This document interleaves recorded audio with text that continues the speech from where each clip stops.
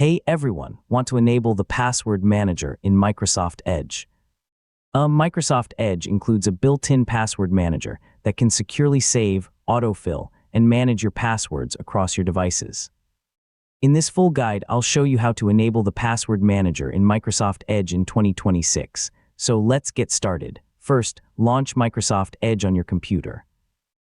Click the three-dot menu in the upper right corner, then select Settings. Next, select Profiles from the left-hand menu, then click Passwords. This section contains all of Microsoft Edge's password management options. Now turn on the option to offer to save passwords. Whenever you sign into a website, Microsoft Edge will ask whether you'd like to save your login credentials.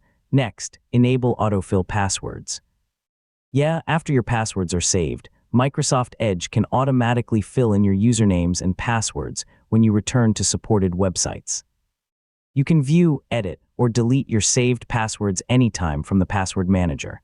You can also search for specific websites and review any password security alerts if they're available. If you use Microsoft Edge on multiple devices, sign in with your Microsoft account and enable sync. This allows your saved passwords to be available across your supported devices. For the best experience, use strong and unique passwords for every account. Enable two-factor authentication whenever it's available. Regularly review your saved passwords for security alerts.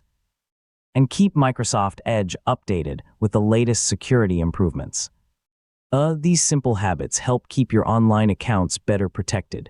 And that's how to enable the password manager in Microsoft Edge in 2026. Whether you're managing a few accounts or hundreds of logins, Edge's built-in password manager makes signing in faster, easier, and more secure. Thanks for watching, and I'll see you in the next tutorial.